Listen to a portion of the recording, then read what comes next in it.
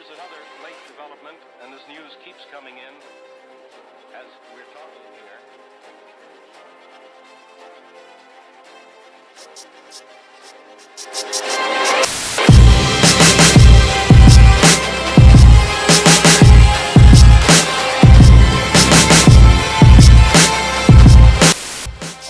But moving on real quick, we have the meme of the week. We're going to come back to this review.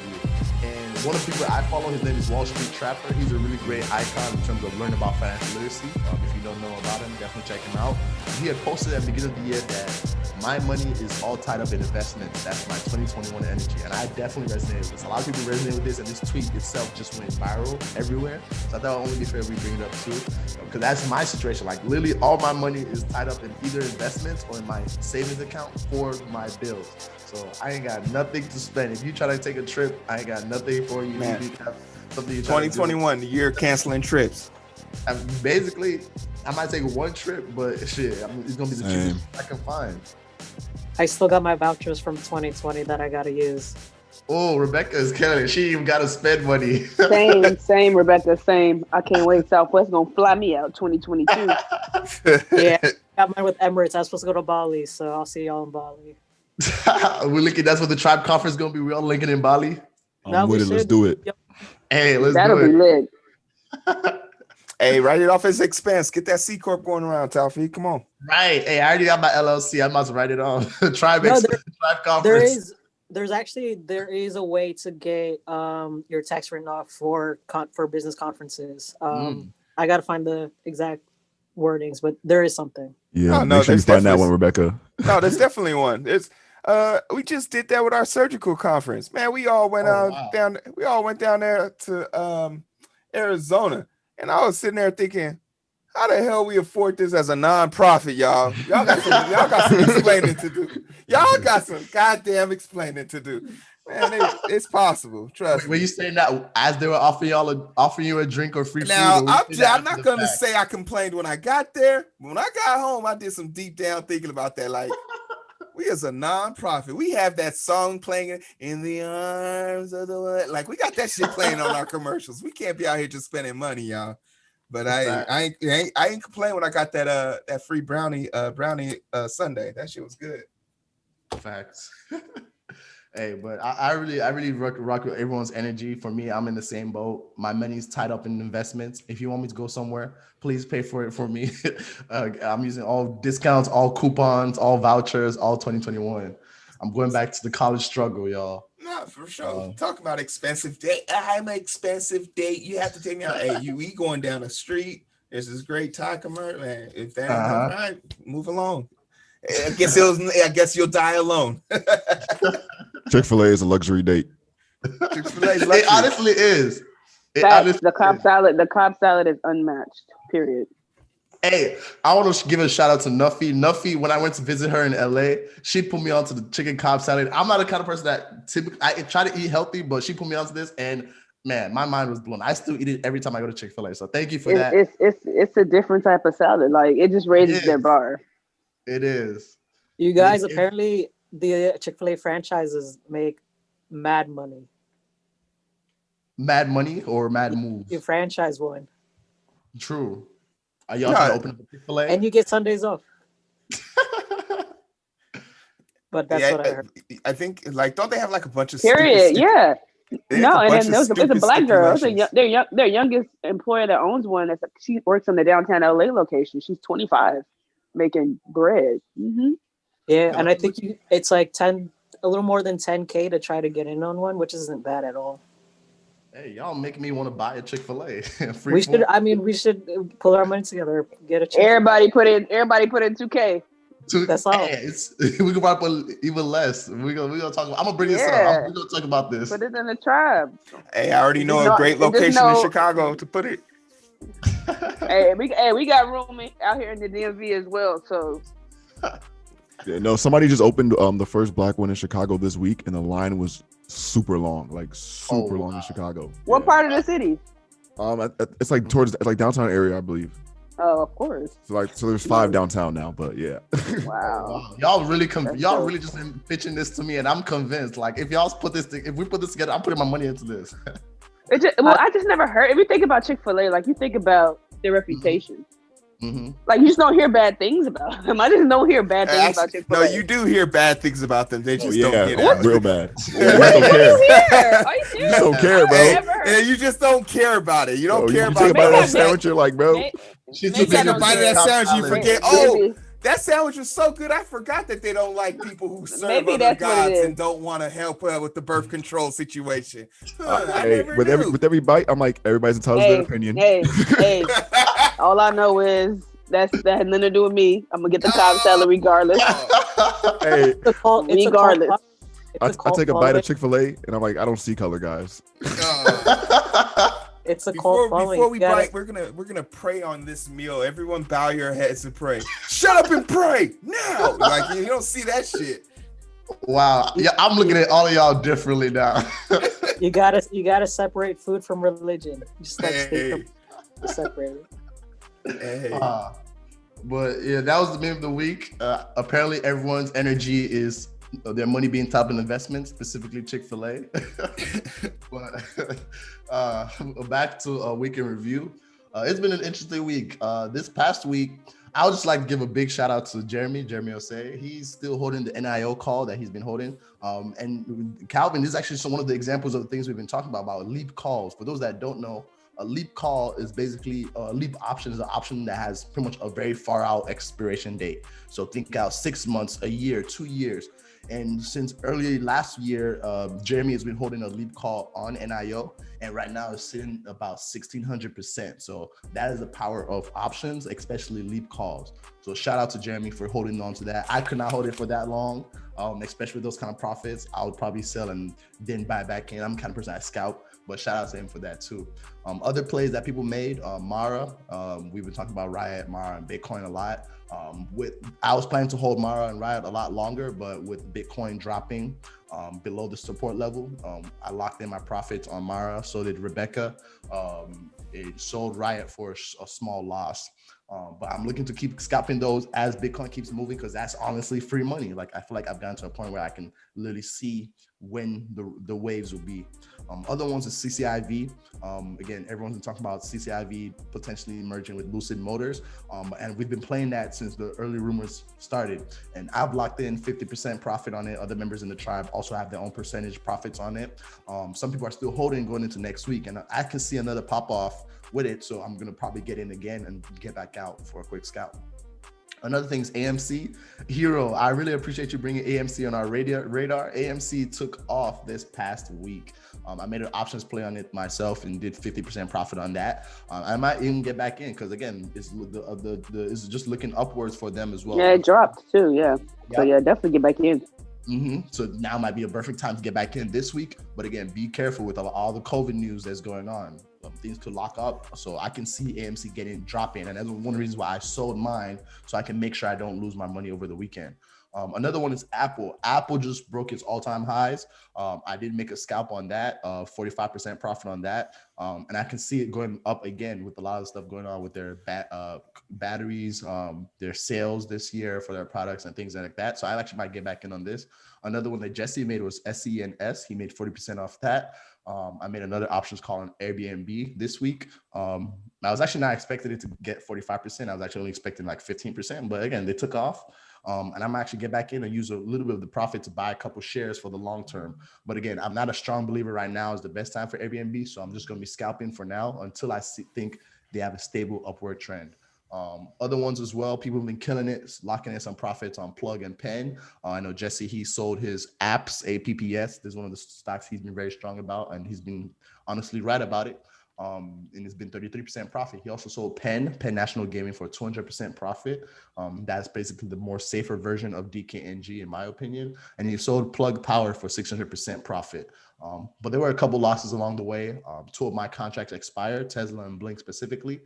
Locked in a loss on Riot just in case it kept on going lower. And other people made a couple plays like Penn and IDEX. Those were definitely profitable plays. But again, if you enter an options play at the wrong time, you can lose money. So timing is very important. All of these stocks are 100% profitable plays. But again, with all of them, it was just really about the timing we got in. Because again, Penn went up, IDEX went up, Riot went up, Tesla went up, Blink went up. It's just about if you enter the wrong moment, you can lose some of your money. So again, be careful when you're trading those options. But moving on, this week's question, and we already answered it ourselves. We have two. What stock under $10 are you holding that you wish would hit 1,000% profit, kind of like GME or GameStop? And also, how does it feel to have a new president? For me, I think it's been really great. Like everything looks more positive. The sun's shining brighter. We have a female black president, vice president, and it's just positive energy going into 2021.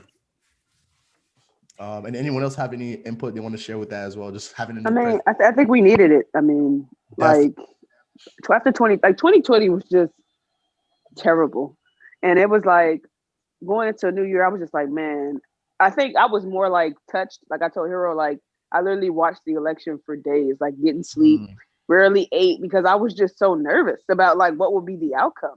Yeah. So like in America. Yep. Yes, and it was just like just to see like these states flip blue was just like I feel like that was it for me. Like yes, we won the election, but that was it for me. Like Georgia winning the Senate, that was it for me. Like those things were big for me, and it gave me hope into this year. And it just working for the federal government in general. Like it just seems like things are better now. Like emails have a little bit more hope in them. It's not like it's not like all right, no, we don't have it in this budget, so council, all these things. So it's just like, okay, well, it's some hope. Looks like we're shifting things around. So I don't know. It was just a lot of hope for me, and I was like, that's cool. Especially since me coming here, I was worried, just like, man, if this man win again, I'm gonna be in this state with him, and I don't know how that's gonna look. So yeah, it was a good thing, a good turnout for me for sure. I'm happy. I really enjoyed his speech. He gave a really good speech. I wasn't expecting it to be that good. The girl in yellow gave a bomb ass speech. The what? The girl in yellow gave a bomb ass speech. The poet. The poet.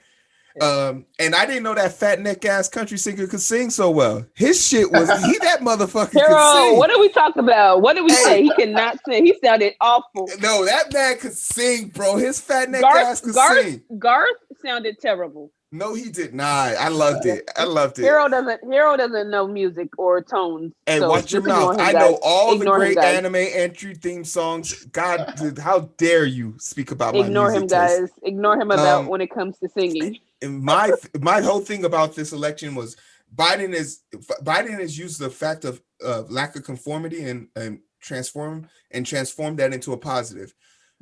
He signed 17 executive orders that he could have easily used to control the news narrative for 3 weeks. He could have let out 3 every week and wouldn't have had to make a press conference or anything like that. Everything could have been scripted, but he let that all out in one day. And he did that because he knows he's got his work cut out for him. So he immediately wants to drive a narrative, which is shit's different. And I like that. Facts. We're definitely going to pay attention to that over the next couple of weeks, especially with everyone in here that knows more about political policies and things like that. If you do, definitely drop into the Discord, drop into the tribe so we can all learn and gain from it as well. But moving on, last week we covered the next 3 chapters of the book we've been reading called How to Day Trade for a Living. This is a good book. Could be greater, but I'm learning stuff from it. Other people are learning from it as well. A couple of things they've been talking about is how to treat trading like a business, best times and strategies for trading, a lot about risk management, and ways to choose stocks. In the next couple of chapters, the last 3 chapters, chapter 7 to 9, we're going to cover that next week. So make sure to read the next section of the book so we can finish it off strong and potentially find another book. So if you also know any other book or resource, we can do a course. Let me know so we can start that after next week. Because again, we want to stay learning. This is the point of having the book club in the tribe. But yeah, moving on to the lesson of the week. So the lesson of the week this week, we're just going to do open Q&A. So I want to use this opportunity as a way to just answer any questions. I know Calvin, you're like at a beginning phase in terms of looking with Thinkorswim or options specifically. So I wanted to create this space for us to just answer a couple questions. We could probably take like 5 and just answer it or try to find the answers as a group. Yeah, man. I again just in sponge mode, sitting in the background listening. I appreciate all the knowledge transfer, and I'm doing so much in the background as well right now. Notes, also conducting home. That I apologize for not contributing much, but I will in going forward. My question is, and I had a call yesterday actually with some other frat brothers. I asked this question, but I would like to get spectrum of opinions.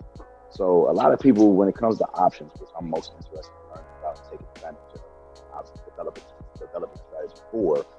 Everybody seems to be talking Apple, Amazon, Tesla, all the big boys.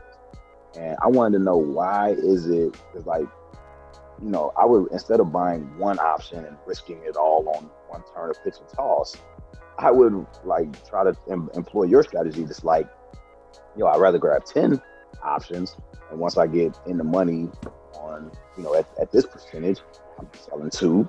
I get a little bit more in the money. I'm selling 4 more. I'm getting a little bit more in the money. I'm selling another one. I sell my last one before the expiration date. And I really scaled and scaffolded my my profits, as opposed to I just bought one big ass option of Tesla, and I maybe won on it, maybe lost on it, but I didn't have the option to sell some of my options, as opposed to I only have enough for one because they're so damn expensive. So I wanted to know, like, where are those companies that we can research to find out? Yeah, everybody's not talking about them, but it's good to get options from these types of companies. So your question is, I think you had 2 questions. The first one being, is it better to focus on, put all your options or contracts on one stock, or to diversify on a couple? And your next question is, where do people search for unknown or breakout stocks, potential breakout stocks? Yeah, potential breakout stocks that have options available to. I can speak to the breakout stocks real quick for you, David. Anyone who's telling you to invest in something, they should be obligated to pay your way through. I think it's super important for people to be industry focused. I like dividends, so I look at dividend stocks from an option perspective, because we all know it's called the dividend dump. Once they pay dividends, their stock drops, and I buy an option right there. I think you should practice with the sink or swim method. Thinkorswim has a great paper trading platform that lets you use the $10,000 of invisible money to make those big time trades, so you can see if it really works in real time. But more importantly, if before you go into any option trade, you should be able to make a profitable amount on the swing trade of it. Because if you don't understand the swing trade of it, then you won't really know how the option is going to play out for you. There's so many things that go into option trading. I strictly rely on the Greeks and time. And a lot of people don't look at those factors. They look at charts and scanners to dictate those things. But the Greeks haven't let me down yet. So when you talk about, like, trying to make a option trade, I think it's so important to have a fundamental base of what you want to do and how you want to do it. I know for a fact, if I take a dividend option, I'm going to have to hold on to that option long enough that the next dividend payout is going to be close nearby. And we know if you're doing it just a simple 4 split, that's every 3 months. So am I willing to hold an option for 3 months? But if I know the charts don't lie, then why not? So I think it really comes down to that. Like, I don't know if it sort of answers your question, but I think you should definitely first make sure you can make money off of that stock in a swing trade before you try and play it with an option. And playing options under $10 isn't an issue. Like, I would almost recommend your first option trade should be a trade under $36. You'll be looking to spend $136 for a strike price of a decent amount. That's a great learning curve. It's $136. You're not going to lose too much, but it keeps you from falling into the trope of seeing Apple trades and being anxious. Don't look at Apple and like Tesla trades and get like anxious. Don't fall into the trope. Be comfortable. Got it. That's exactly what I was looking for. And then, can you say the name of that platform?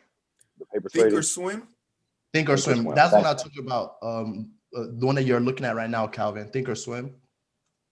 So with Thinkorswim, you can make actual live trades, so trades that actually use your actual money. But there's a section, if you right as you're signing in, before you sign in, when it pops up and says sign in, there's a button you can click to say live trading or paper trading. Live trading is when you actually use your actual money with the information they have and like trade there. But if you switch it to paper trading, they can give you about $1 million worth of free stocks, and you trade with actual real life information using that fake money. So you can like practice out how to make trades, how to buy and sell. You can practice strategies and things like that, and just see how it performs over time.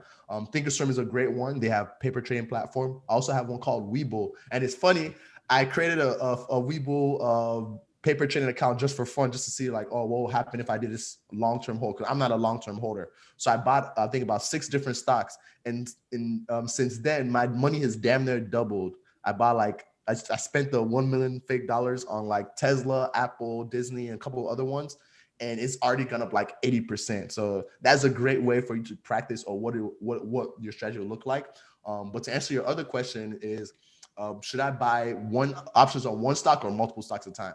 I'm the kind of person. Well, the answer, it depends on your confidence in the stock itself or your expertise. For us, we're all learning, so I'm pro. Hey, split it across a couple options, because with options, again, your money can go up really quickly or it can go down very fast. So you want to make sure you're putting your money only in options that you believe will make you money for sure. If it's something that you have some doubts in, you should probably not be in that options play. But for me, I do multiple stocks at a time, like maybe 2 or 3 maximum at the same time. I'm holding 6 options contracts on different stocks. So for me, I believe that is better for me because, one, I'm still learning. I'm still figuring out what is working best for me. And again, I don't know any specific stock I have 100% positive what's called prediction of that, oh, it's going to be this at this future level. For me, I'm very skeptical. I seem optimistic, but I'm very skeptical about a lot of stocks. I can't even single out one that I believe will go up for the next 2 to 3 years.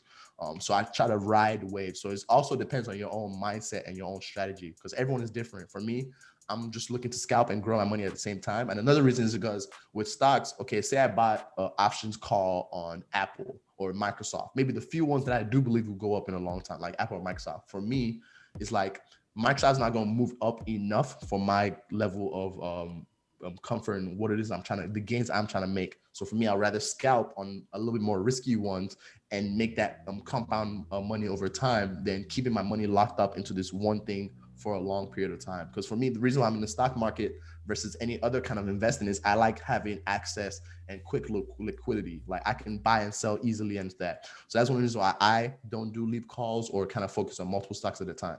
If that answers your question. Very good. Thank you, bro.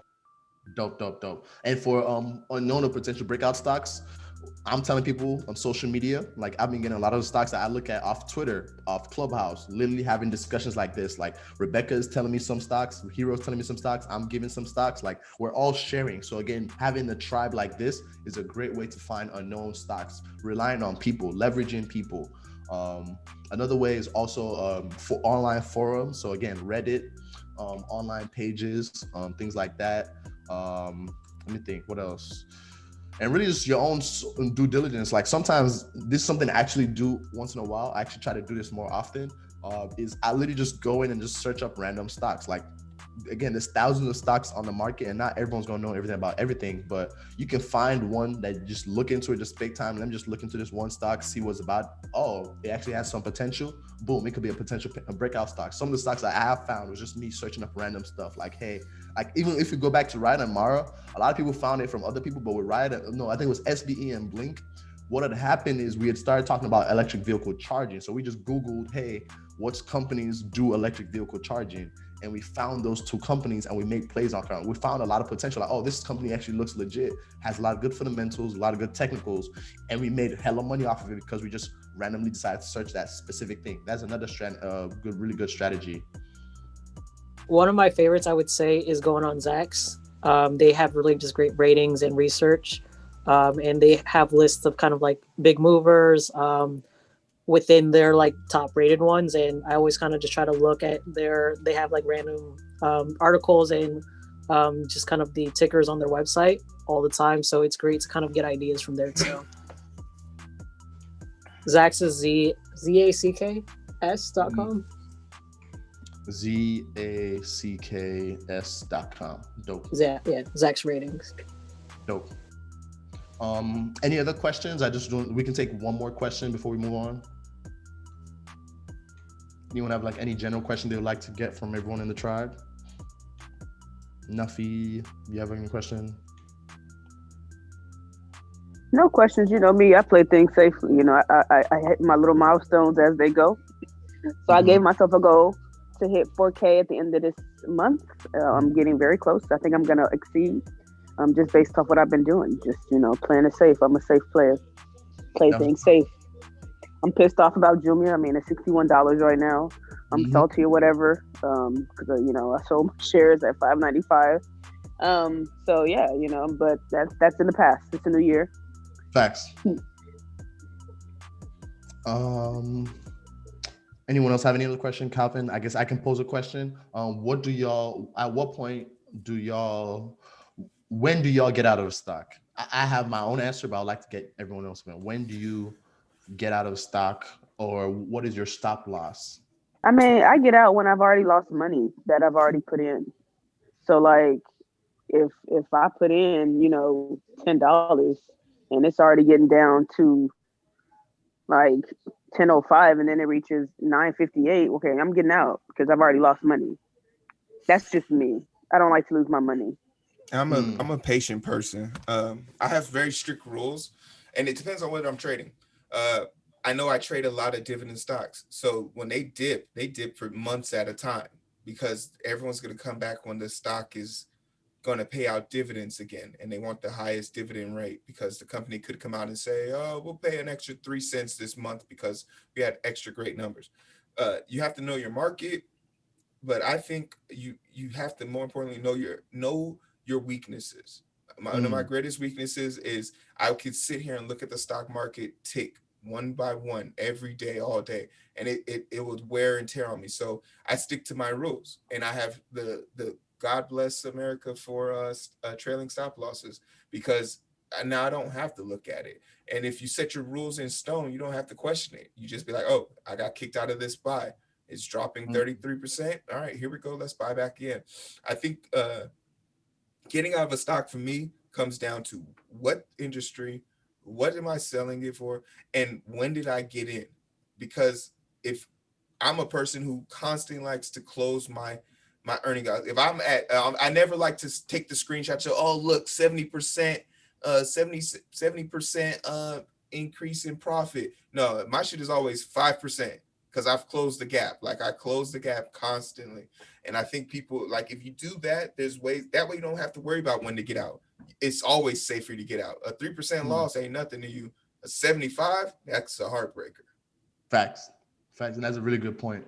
For me, I use indicators to tell me, but I also like what you said at the end, trading psychology. You got to really know when you're trading against yourself. A lot of times it's literally your own mental head. It's like, oh, this is not a good trade, or it's going sideways or against your plan, but you're still holding on to it. And you, again, keep eating more losses. So for me, I use those two things as indicators. One, knowing when I typically tend to lose money. Like if I tend to lose money because, after 15%, I get greedy. That's why 15% is my target profit because for me, after 15%, I've seen myself get too greedy and lose out on more profit. So if a stock goes past 15, okay, I know, okay, this is the point where I should make sure that I should be careful about getting out. Because typically once it goes past 15, it can go to 100 and I won't sell. So for me, I'm using that as a way for me to know, okay, this is when I should get out of a stock. It's hit 15. This is now where my subconscious might be getting too greedy. So I know to get out soon or literally at this moment, I should get out. Another thing I do is technical indicators.